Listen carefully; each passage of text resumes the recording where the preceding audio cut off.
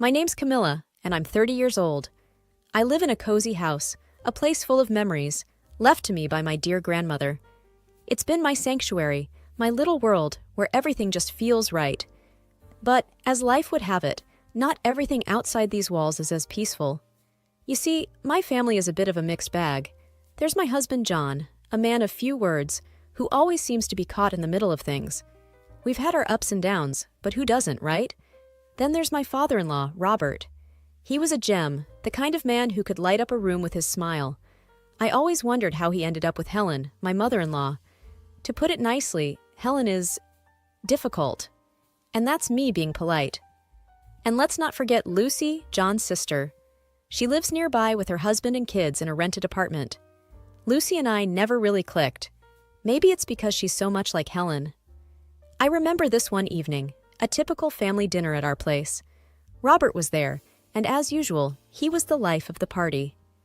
"Camilla, this lasagna is divine," Robert said with a grin, taking another hearty bite. "Thank you, Robert. It's Grandma's recipe," I replied with a smile. Helen, on the other hand, barely touched her food. She just pushed it around her plate, looking like she'd rather be anywhere else. "It's a bit too salty, don't you think?" she said, her voice sharp. John shot me an apologetic glance across the table. I just shrugged it off. "That's Helen for you, always a critic." Lucy chimed in. "Mom, it's fine. Not everyone has your taste buds." The conversation moved on, but the tension lingered, as it always did when Helen was around.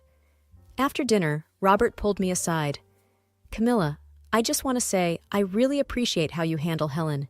You have the patience of a saint." I laughed. "Well, I try, Robert, but it's not easy." He patted my shoulder. "You're doing great, dear. Just hang in there." If only I knew then how much more hanging in there I'd have to do. That's the thing about life in our little family. You never know what's coming next, especially with Helen and Lucy in the mix. But back then, it was just the usual. A little bit of discomfort, a lot of biting my tongue and trying to keep the peace. Little did I know, the storm was just around the corner. Life has a way of throwing curveballs when you least expect it. And one of those came crashing into our lives one cold, dreary morning. Robert, the one person who brought some light into our often tense family gatherings, passed away. It was sudden, a heart attack, they said. He was the glue that held us all together, and without him, things started to unravel quickly. The day after we got the news, I found myself in our kitchen, a steaming cup of coffee in hand, lost in thought. John walked in, looking like he hadn't slept a wink. "He was the best dad anyone could ask for," John said, his voice heavy with sadness. I reached out, placing my hand over his. "I know, honey. He was wonderful. We're going to miss him so much." John nodded, wiping away a tear. "Mom's taking it hard. She's a mess." That wasn't hard to imagine. Helen without Robert was like a ship without a rudder, lost and directionless. And true to form, she became more difficult than ever. Every phone call with her was like walking on eggshells. A week later, we were at Helen's house. Lucy was there too, her eyes red from crying. The air was thick with grief and unspoken tension. "We need to talk about what's next for Mom," Lucy said, breaking the uneasy silence. John sighed. "Yeah, we do. She can't be alone in that big house. She needs someone around, just in case." Helen's gaze shifted to me, her eyes narrowing. "I don't want strangers in my house. What about Camilla? She's home most of the time." I felt my heart sink. This was not what I had signed up for. "Helen, maybe you could stay with Lucy. She's got more space, and the kids would love to have you around." But Helen shook her head, her lips a thin line. "Lucy's place is always so noisy, and I can't stay in this house filled with memories of Robert." The conversation went around in circles, with no one willing to back down. Lucy seemed relieved at the thought of not having her mother move in with her. John looked torn between his mother and me, not sure which side to take. We left Helen's house that day with no resolution in sight. I could feel the storm clouds gathering, a sense of dread settling over me. How were we going to navigate this? How was I going to deal with Helen under my own roof, in the house that was once my sanctuary? As we drove home, John reached for my hand. "We'll figure this out, Camilla. Together, we will defend our independence." I wanted to believe him, I really did. But deep down, I knew things were about to get a whole lot more complicated. The air was tense when we all gathered again at Helen's house. The living room felt smaller than usual, crowded with unspoken thoughts and emotions. Lucy was there, fidgeting nervously, while her husband Mark tried to look anywhere but at Helen. John and I sat on the edge of our seats, bracing for whatever was coming. "So, have we decided what to do about Mom?" Lucy finally broke the silence. Helen, who had been staring out the window, turned sharply. "I've made up my mind," she declared. "I'm giving this house to you, Lucy, and I'm moving in with Camilla and John." My jaw dropped. "What? Helen, we didn't discuss this." Lucy's face lit up, a stark contrast to the shock on mine. "Really, Mom? That would be great." John looked at me and tried to intervene. "Mom, we need to talk about this. It's not that simple." Helen's eyes narrowed. "What's there to talk about? Camilla has plenty of space, and she works from home. It's settled." I couldn't believe what I was hearing. "Helen, this is a big decision. And what about Lucy? She has more room, and the kids—" Helen cut me off. "Lucy's house is always in chaos with those children. I need peace and quiet." John gave me a helpless look, clearly torn. "Camilla, maybe we can make it work. For a while, at least." So Helen hasn't changed her mind since our last meeting. I felt my frustration mounting. "John, we can't just rearrange our lives because Helen decides so. What about our privacy? Our life?" Lucy chimed in, her voice a little too eager and triumphantly. "Camilla, think about it. Mom needs us now. You wouldn't want her to be alone, would you?" I felt like I was being cornered, my own home slipping away from me. "It's not about that, Lucy. It's about making a decision that affects all of us. We need to think this through." But it was clear that Helen had made up her mind, and Lucy was all too happy to support her decision. John turned out to be too soft, not independent, to make a decision in our favor. As we left Helen's house that day, the weight of the situation settled heavily on my shoulders.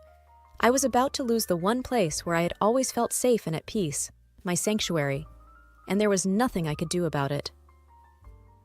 The days following that dreaded meeting were some of the longest in my life. I tried to argue with John, to make him see reason, but it was like talking to a brick wall. "Camilla, she's my mother. What do you want me to do? Turn her away?" It wasn't that I wanted to turn Helen away. I just wanted a say in what happened in my own home. But it seemed like my say didn't count for much. Before I knew it, the day came when Helen moved in. She arrived with more luggage than I thought possible for one person. My once serene living room was now cluttered with her things. "I hope you don't mind, Camilla. I need all my things around me," Helen said, directing the movers here and there. I forced a smile, hiding my frustration. "Of course, Helen. Make yourself at home." As the days turned into weeks, my patience wore thin. Helen had a way of making her presence felt in every corner of the house. She criticized my cooking, my cleaning, even the way I arranged the living room furniture. One evening, as I was trying to make dinner, Helen came into the kitchen. "You're cutting the carrots all wrong. Here, let me show you how it's done." I bit my tongue, handing her the knife. "Sure, Helen, show me." John walked in just then, and I could see he was trying to gauge the situation. "Everything okay here?" "Just teaching Camilla a thing or two about cooking," Helen said, a hint of smugness in her voice. I kept quiet, focusing on the onions I was chopping. John lingered for a moment, an awkward spectator, before mumbling something about checking the mail and leaving the kitchen. It wasn't just the constant criticism that got to me. It was the way Helen managed to turn John against me. Every time I tried to talk to him about how I felt, he accused me of being insensitive. "Camilla, she's going through a tough time. Can't you just cut her some slack?" John would say.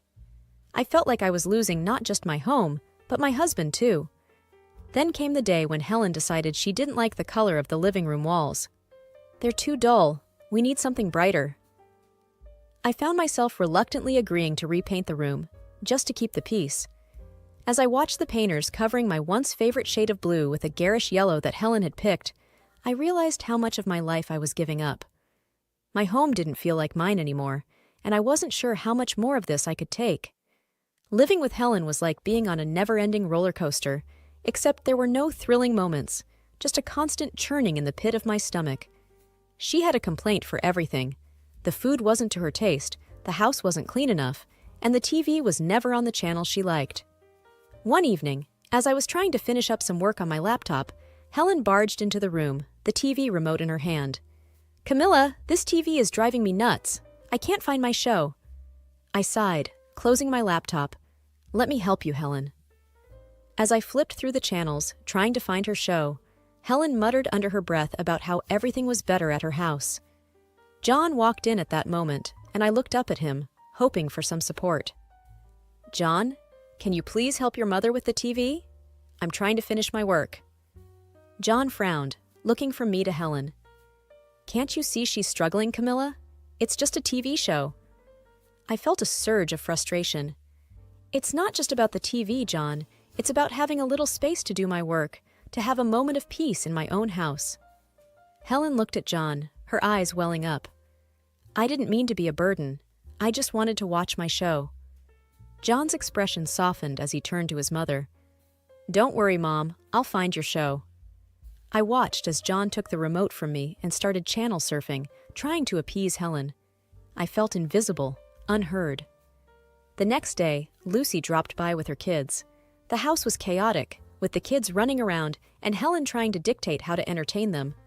I retreated to the kitchen to prepare some snacks, feeling overwhelmed. Lucy followed me into the kitchen, a smirk on her face. "Looks like Mom's really settled in, huh?" I didn't even try to mask my irritation. "It's a lot, Lucy. It's not easy having your entire home life turned upside down." Lucy shrugged, unconcerned. "Well, she's family. You just have to deal with it." That evening, as we all sat down for dinner, the tension was palpable. Helen criticized the pasta I made. John was silent, and Lucy's kids were restless. I finally snapped. "I can't do this anymore. I need some space, some respect in my own home." Helen gasped, and John shot me a look of disbelief. "Camilla, how can you be so selfish?" I stood up, my chair scraping loudly against the floor. "Selfish? I've been nothing but accommodating. This is my home too, John." The argument escalated, voices raised, words flying like daggers. John stormed out of the room, and Helen sat there, looking smug. That night, as I lay in bed, listening to the muffled sounds of the TV from the living room where Helen slept, I realized something had to change. I couldn't live like this anymore. But how was I going to make John see that? How was I going to reclaim my life? The days after the big argument were filled with a tense silence. John and I barely spoke, and Helen acted like she owned the place, more so than ever. I felt like a stranger in my own home, tiptoeing around to avoid any confrontations. But the universe seemed to have other plans for me. One day, I came home early from the grocery store. The house was unusually quiet.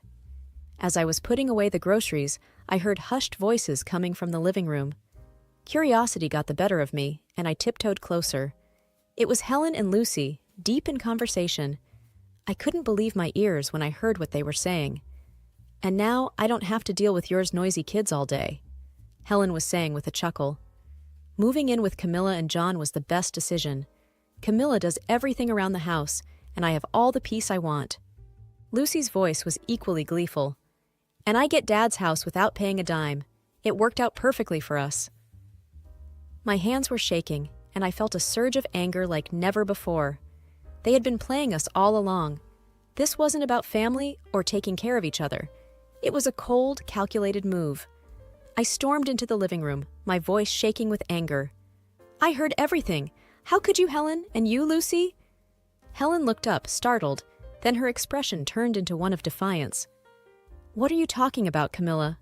We were just chatting." Lucy tried to play innocent. "Yeah, Camilla, you must have misunderstood." But I was done being the understanding, accommodating daughter-in-law. "No, I heard you both. You've been using us, manipulating the situation for your benefit." Helen's face hardened. "You have no right to speak to me like that. I am your elder, and you should respect me." John walked in at that moment, confused. What's going on here? I turned to him, my eyes welling up with tears of frustration. John, they've been using us. Your mother and sister planned all this just so they could get what they wanted. John looked from me to Helen and Lucy, his expression one of disbelief. Is this true, Mom? Helen started to cry, playing the victim. She's lying, John. I would never do such a thing. John seemed torn, unsure of whom to believe. I could see the doubt in his eyes, and it broke my heart. He still didn't trust me, even after everything. That night, as I lay in bed, staring at the ceiling, I knew things couldn't go on like this. I had to take a stand for my own sanity. The next day, I was going to have a serious talk with John. It was time to put an end to this charade, one way or another. That morning, I knew it was time for a frank conversation with John. The house was quiet, the tension from the previous night still lingering in the air. I waited in the kitchen, my thoughts racing, until John finally walked in, his face a mask of worry. John, we need to talk about everything that's happening, I said, trying to keep my voice steady. He poured himself a coffee and sat down, looking exhausted. Camilla, I just don't know what to think anymore. Think about us, John. Your mother and sister are tearing us apart, I urged. Before we could delve deeper, Helen walked in, her timing too perfect. John, are you going to let her speak about your family like that? The conversation quickly heated up. I tried to explain, to make him see the truth, but Helen's presence was like a fuse, igniting John's temper. You're being unreasonable, Camilla. How can you be so heartless towards my mother? John's voice rose with each word. Frustrated and desperate, I shot back. Heartless? I'm trying to save our home, our marriage. In the heat of the moment, Helen clutched her chest dramatically, gasping. My heart? How can you do this to me? John spun around, his anger flaring. Look what you're doing to her, Camilla. And then, in a flash of fury, John's hand struck my face. The shock of it silenced the room. Helen stood there, a triumphant grin barely hidden. I touched my lip, feeling the sting of the slap and the flowing blood, and the reality of what just happened hit me. My husband had chosen his manipulative mother over me, our marriage. Without a word, I picked up the phone and called the police. As I waited for them, I began to pack Helen's and John's belongings, methodically, my movements fueled by a mix of hurt and determination. John tried to apologize, his anger now replaced with anxiety. Camilla, I'm so sorry, I didn't mean to. But it was too late. I'm filing for divorce, John. I can't be in a marriage where I'm not respected, where I'm not safe. The police arrived, and I explained everything. John and Helen were quiet, the reality of their situation finally dawning on them. After the police left, I dragged the suitcases to the front door. Helen's face was a picture of shock as I placed them outside. This is your stuff. You need to leave now, I said, my voice void of any emotion. John picked up the suitcases, his eyes avoiding mine. Helen wanted to scold me again, but then followed him, her triumphant act gone, replaced by a dawning realization of what she had lost. As the door closed behind them, the silence of the house enveloped me. It was a painful moment, but also one of clarity. I had stood up for myself, chosen my dignity over a broken marriage. Now it was time to rebuild my life on my own terms, in my own home. After the divorce was finalized, I found myself in a quiet, almost surreal calm. My house, once a battleground of tension and conflict, was now solely mine again. I spent the first few days just walking through the rooms, taking in the emptiness, the peace that had returned. It felt like waking up from a long, troubled dream. I started by returning the house to its former appearance, undoing the changes Helen had imposed. Each shift, each movement, felt like a step towards reclaiming my life. The walls were repainted back to the soothing blue I loved, the furniture rearranged to the way it used to be. With each change, a sense of normalcy and tranquility returned. My new routine was simple but fulfilling. Mornings were spent in the garden, tending to the flowers that had been neglected, and evenings were for reading books in the quiet of my living room. The house, with all its memories, began to feel like a home again. One afternoon, While pruning the roses, my neighbor, Mrs. Jenkins, called out from over the fence. "Camilla, dear, I heard about your divorce. I'm so sorry." I smiled at her, wiping the sweat from my brow. "Thank you, Mrs. Jenkins. It's been tough, but I'm getting there." She leaned in closer, a conspiratorial glint in her eye. "You know, I hear things haven't been so peaceful at Helen's place either. The whole neighborhood knows about their squabbles. The police have been called there a few times already." I wasn't surprised. Helen, John, Lucy, her husband, and their kids all under one roof was a recipe for constant chaos. I can imagine. Too many conflicting personalities in one space. Mrs. Jenkins shook her head. "You're better off without that drama, dear. You always were too good for them." I laughed, the sound light and free. "I'm starting to realize that now." Days turned into weeks, and I began to rediscover parts of myself that I had lost in the turmoil of my marriage. I started painting again, something I hadn't done since college. The strokes of the brush on the canvas were like whispers of a newfound freedom. Occasionally, I'd hear snippets of the ongoing drama at Helen's house. It was a stark reminder of the bullet I had dodged. Their house, once a symbol of familial unity, had become a pressure cooker of arguments and disagreements. In those moments, I felt a twinge of sadness for John, but it was quickly replaced by a sense of relief. I had escaped that life, that endless cycle of unhappiness. I was free to live on my terms, to find happiness in the little things, my garden, my art, my peaceful home. As I sat on my porch one evening, watching the sunset, I realized that this was a new chapter in my life. A chapter where I was the author, free to write my story, one day at a time. The future was uncertain, but for the first time in a long while, that uncertainty was exciting, filled with possibilities. I was ready to face whatever came next, on my own terms, in my own way.